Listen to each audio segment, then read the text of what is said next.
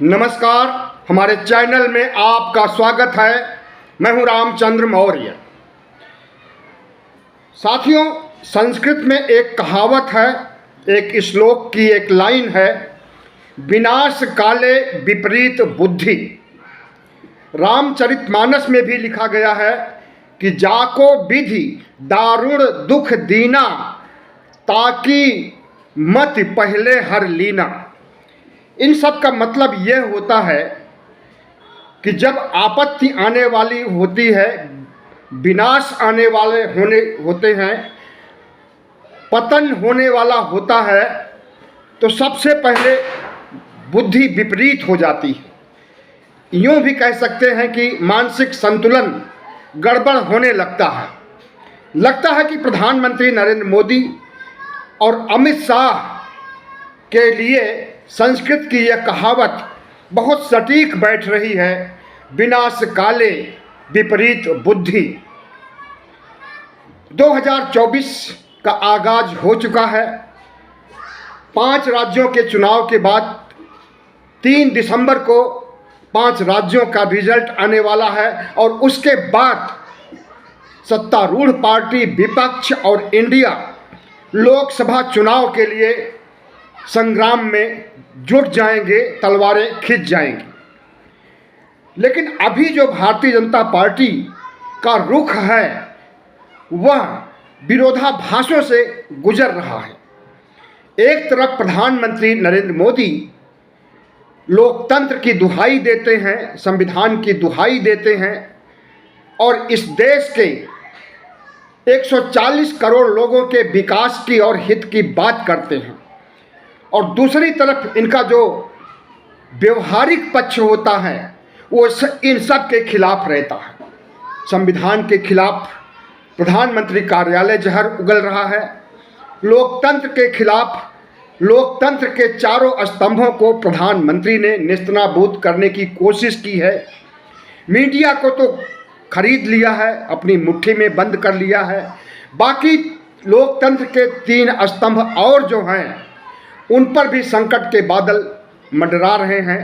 न्यायपालिका तक को कठपुतली बनाना चाहते हैं, न्यायाधीशों को कठपुतली बनाना चाहते हैं। राष्ट्रपति, उपराष्ट्रपति को तो कठपुतली बहुत पहले से ही बना चुके हैं। संसद में क्या होता है जो लोकतंत्र का दूसरा या तीसरा स्तंभ होता है, कितना जूतम पैजार होता है, कितना बहस होती है और किस तरह से असंवैधानिक गतिविधियां होती हैं कि विपक्ष को बोलने नहीं दिया जाता है और एक तरफा कोई कानून पास कर लिया जाता है। किसान कानून ऐसे ही पास किया गया था, एक तरफा, खास करके राज्यसभा में भारतीय जनता पार्टी का बहुमत नहीं है। और लेकिन जिस तरह गुंडागर्दी के आधार पर वहाँ से किसान बिल पास कराया गया था, उसका खामियाजा उन्हें भुगतना पड़ा। प्रधानमंत्री नरेंद्र मोदी सोचते हैं कि 2014 और 2019 में उन्होंने केंद्र को फतह कर लिया और इस बीच कई राज्यों को फतह कर लिया, तो वो विश्व की नंबर 1 की पार्टी बन गए और विश्व के नंबर 1 के नेता, विश्व गुरु बन गए। लेकिन यह उनका मुगालता है। इस देश की जनता, इस देश के 95 करोड़ मतदाता उन्हें विश्व गुरु नहीं, झूठा कहते हैं, जुमलेबाज कहते हैं और कहते हैं कि ऐसा प्रधानमंत्री आज तक कभी नहीं हुआ है और होने की संभावना भी नहीं। तो जो लोगों का मंतव्य है, जो देशवासियों का मंतव्य है, यूं ही नहीं है। जिस तरह से धोखा खाया है देशवासियों ने प्रधानमंत्री नरेंद्र मोदी के लोक लुभावन नारों से, जुमलों से, ऐसे में यह सोचना कि प्रधानमंत्री धोखा दे रहे हैं, प्रधानमंत्री झूठ बोल रहे हैं, प्रधानमंत्री जुमला फेंकते हैं, सैद्धांतिक रूप से बहुत कुछ बोल जाते हैं, व्यवहारिक रूप से कुछ भी अमल नहीं कर पाते हैं। अब कितना गिनाया जाए, वो चाहे बुलेट ट्रेन का लीजिए, स्मार्ट सिटी का लीजिए, किसानों की आय दोगुनी लीजिए, 2 करोड़ नौकरियां हर साल बेरोजगारों के लिए, ऐसे कम से कम 50 मुद्दे हैं जिस पर प्रधानमंत्री से सवाल पूछा जा सकता है और उस प्रश्न का वो सही उत्तर नहीं दे पाएंगे, गुमराह करने की कोशिश करेंगे, इधर उधर की बातें करेंगे, जैसा कि राहुल गांधी उनके बारे में कहते हैं।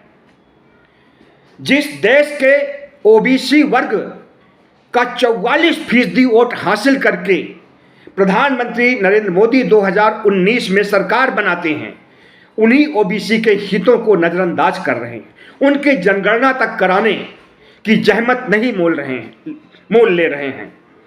प्रधानमंत्री नरेंद्र मोदी समझते हैं कि वो जो कर रहे हैं और जो करेंगे उसके आधार पर फिर से उनकी जीत सुनिश्चित हो जाएगी, लेकिन ऐसा नहीं है।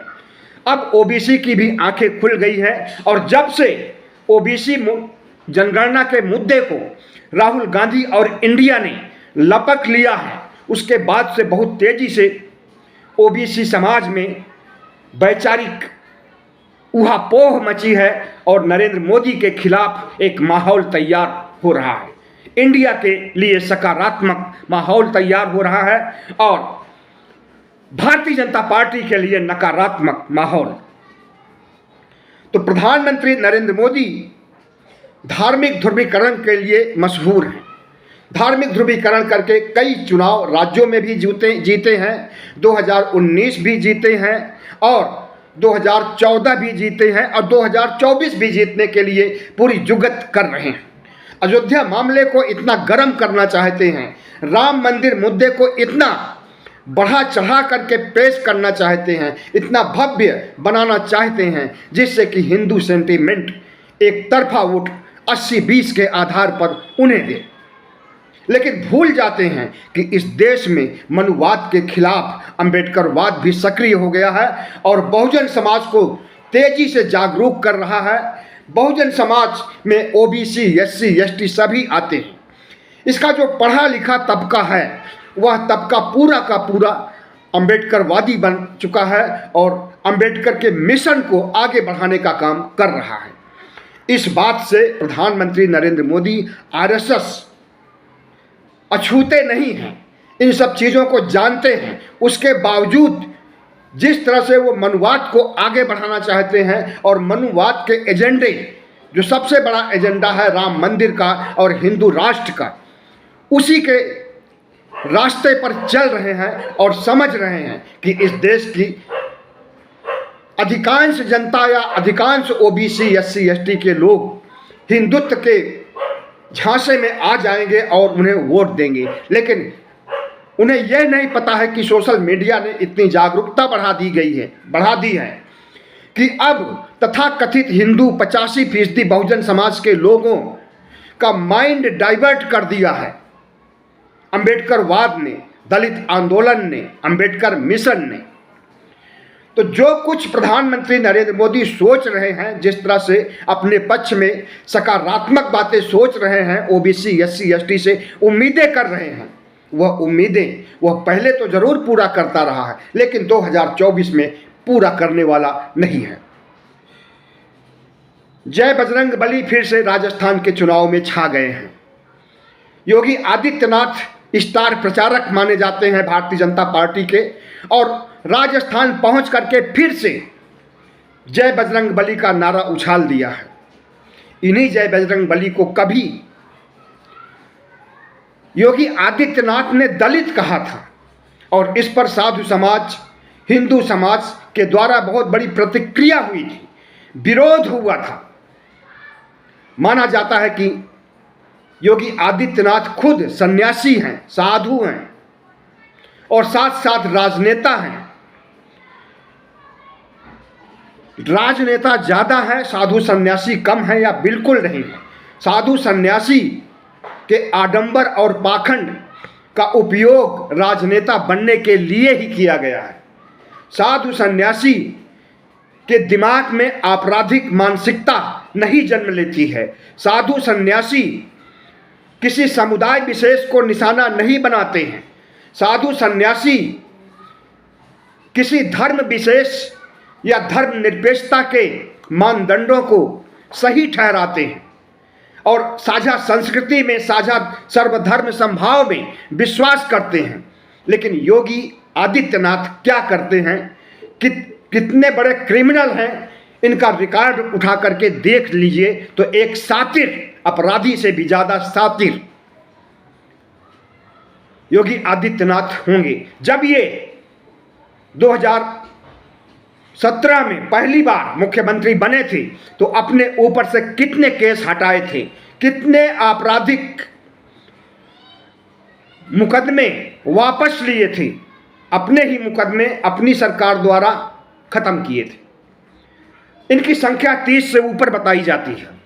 तो किसी आदमी पर, किसी व्यक्ति पर अगर 30 मुकदमे हों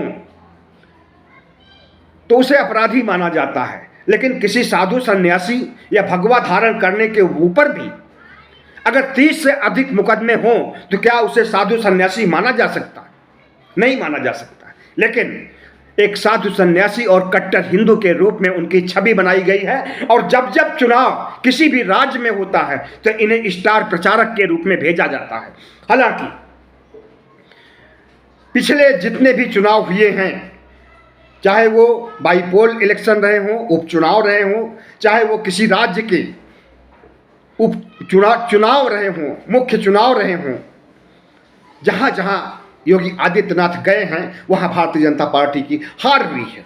हिमाचल एक उदाहरण है, कर्नाटक भी उदाहरण है, और 5 उदाहरण फिर सामने आने जा रहा है। 3 दिसंबर को पता चल जाएगा कि योगी आदित्यनाथ का भाषण कितना रंग लाया है। भारतीय जनता पार्टी को जिताने में योगी आदित्यनाथ की क्या भूमिका रही है सब पता चल जाए। नरेंद्र मोदी की कितनी भूमिका रही है वो भी पता चल जाएगा। आरएसएस की कितनी भूमिका रही है वो भी पता चल जाएगा। तो जो बजरंगबली कर्नाटक में भारतीय जनता पार्टी को रसातल में डुबो दिए, उन्हीं बजरंगबली को राजस्थान में फिर से याद किया जा रहा है। तो कर्नाटक का इतिहास राजस्थान भी दोहराएगा, हमें तो ऐसा ही लगता है, क्योंकि अब लोगों को चुनाव में धर्म के इस्तेमाल पर पता चल गया है कि गलत होता है। भावनाओं में बह करके आस्था के आधार पर वोट देना गलत है। इस बात का पता सिर्फ राजस्थानियों को नहीं, कर्नाटक वासियों को ही नहीं, पूरे देश को पता चल गया है। और इनका जो राम मंदिर का मुद्दा है, इनका जो राष्ट्रीय स्तर पर हिंदुत्व की प्रयोगशाला भारत को बनाने का मादा है, उस पर भी प्रश्न चिन्ह लग गया है। स्वयं आरएसएस का अखबार चीख चीख करके लिख रहा है कि अब इस देश में हिंदू मुस्लिम ध्रुवीकरण नहीं चलेगा, धार्मिक इस्तेमाल चुनाव में नहीं चलेगा, और यहां तक लिखा है कि मोदी मैजिक भी नहीं चलेगा, मोदी का चेहरा भी नहीं चलेगा।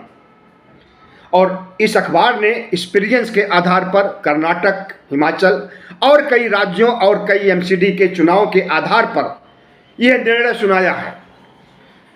तो प्रधानमंत्री नरेंद्र मोदी को पता है, योगी आदित्यनाथ को पता है कि इन्हीं बजरंगबली ने कर्नाटक में बुरी तरह से हार दिलाई थी, और इन्हीं बजरंगबली का नारा फिर उछाला जा रहा है।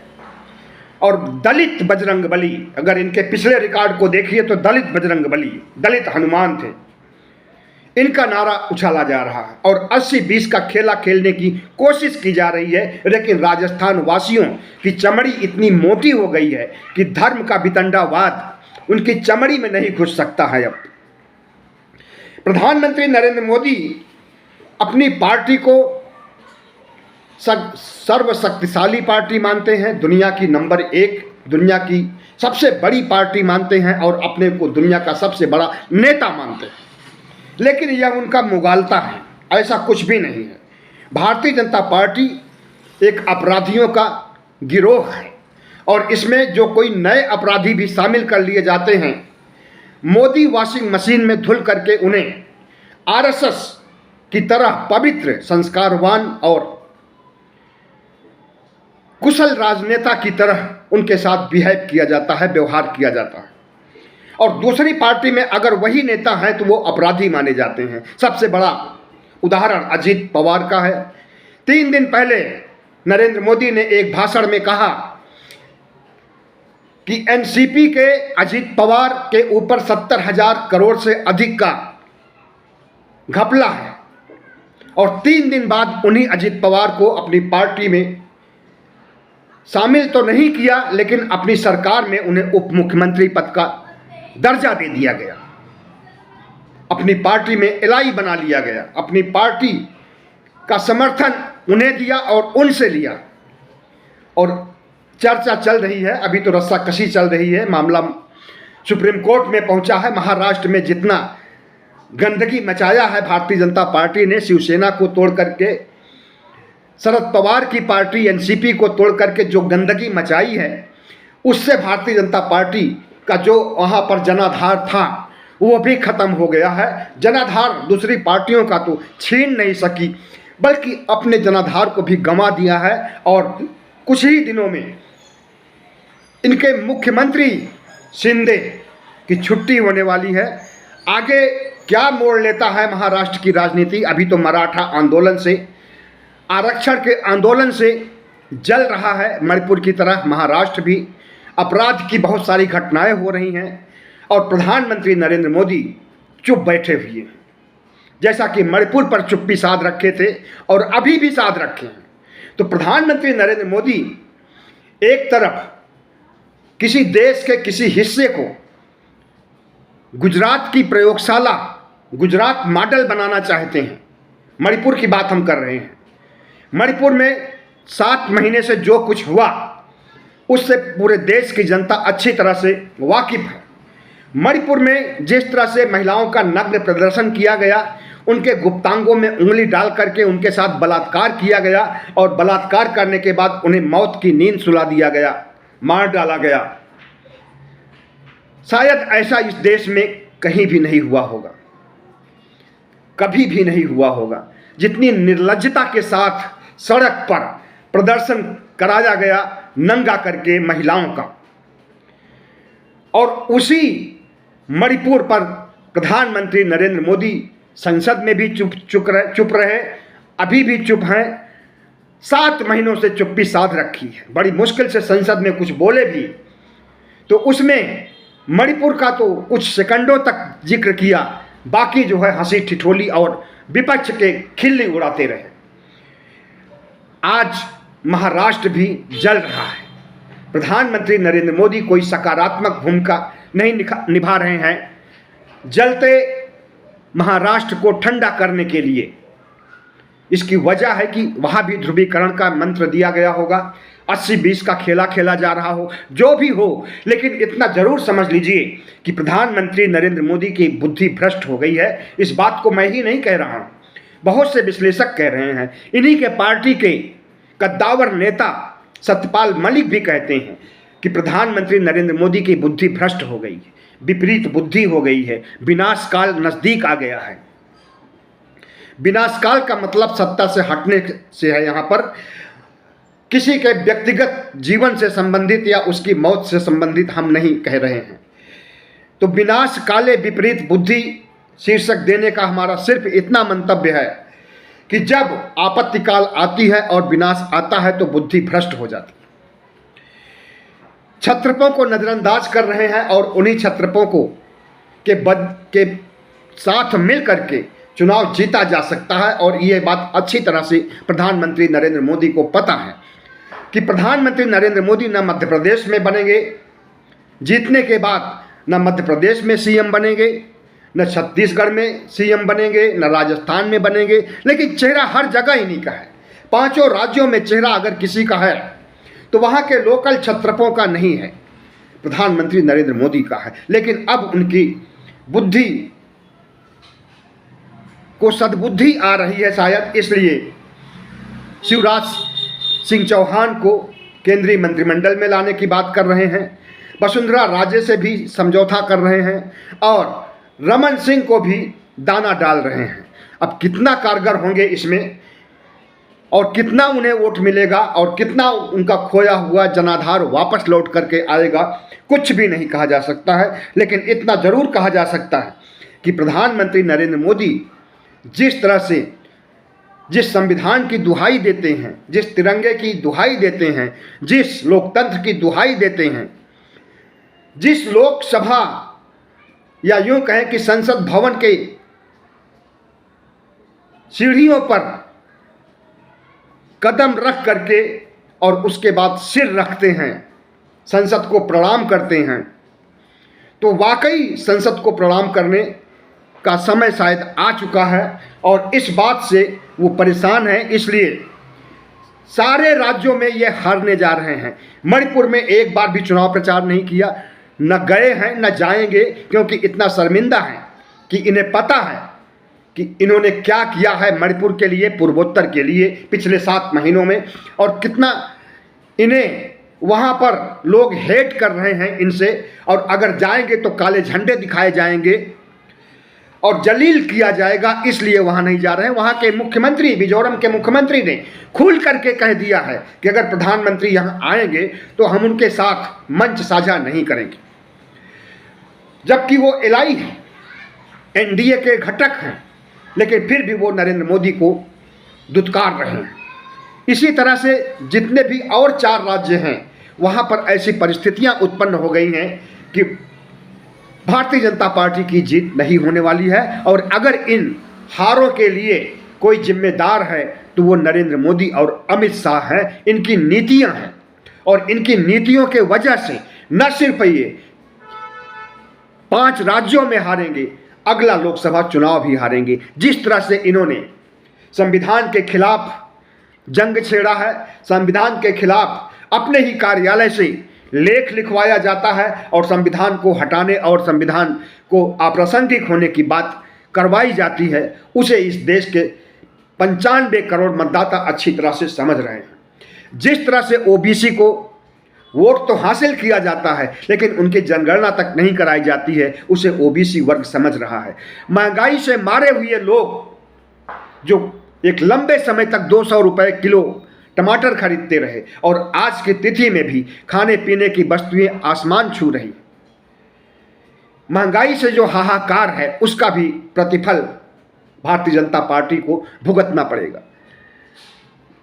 महामारी से जितनी मौतें हुई हैं 2020-21 में, उसके लिए कोरोना के काल में जब कोरोना आता है तो ताली थाली बजाने और दिया जलाने की बात कहते हैं, मतलब कोरोना का स्वागत करने की बात करते हैं। इसीलिए हम कहते हैं कि प्रधानमंत्री नरेंद्र मोदी की बुद्धि भ्रष्ट हो गई है। जब उन्हें कोरोना के आने पर कोरोना से निपटने का उपाय सोचना चाहिए था, रणनीति बनानी चाहिए थी, हेल्थ इंफ्रास्ट्रक्चर को डेवलप करना चाहिए था, उस समय ताली थाली बजवा रहे थे। और उसका नतीजा यही हुआ कि विनाश काल जो आया था वो अच्छे से विनाश किया और इस देश के 47 लाख से ज़्यादा मौतें हमारे यहाँ कोरोना काल में हुई हैं। ये आंकड़े हमारे नहीं हैं, ये आंकड़े भारत सरकार के भी नहीं हैं, ये आंकड़े WHO के हैं, वर्ल्ड हेल्थ ऑर्गेनाइजेशन के हैं। और जिस समय उसने आंकड़े जारी किया था, मिर्ची लग गई थी मोदी सरकार को और इन्होंने इस आंकड़े को रिजेक्ट कर दिया था। लेकिन इनके रिजेक्ट करने से तो होगा नहीं। उस समय का मंजर याद कीजिए जब सड़कें लाशों से पटी थी, श्मशान पटे थे, गांव देहात, पार्क, खेत, हर जगह लाशें ही लाशें थी। तो उस घड़ी को याद कीजिए, वो नरेंद्र मोदी के ही शासनकाल में हुआ था। और उस कोरोना काल का क्रेडिट लेने के लिए कहते हैं कि हमने जितनी वैक्सीन बनाई, इंजेक्शन बनाए और विदेशों को भी दिया और देश में भी इस्तेमाल किया और कोरोना का नियंत्रण किया, जबकि हेल्थ इंफ्रास्ट्रक्चर इतना घटिया और ख़राब था कि न बेड मुहैया हो पा रहे थे, न अस्पताल मुहैया हो पा रही थी, न वेंटिलेटर, न अन्य उपकरण, न ऑक्सीजन, नतीजा लाखों मौतें। तो यही है प्रधानमंत्री नरेंद्र मोदी का विनाश काले विपरीत बुद्धि का तकाजा, जिसे आपको समझना होगा। खास करके चुनाव के वक्त, अभी 5 राज्यों के चुनाव हैं और फिर लोकसभा चुनाव के समय प्रधानमंत्री नरेंद्र मोदी की उल्टी खोपड़ी से लिए गए निर्णय के बारे में आपको सोचना होगा और उसी के आधार पर मतदान करना होगा। बहुत बहुत धन्यवाद। हमारे चैनल को सब्सक्राइब कीजिएगा, लाइक कीजिएगा और शेयर कीजिएगा।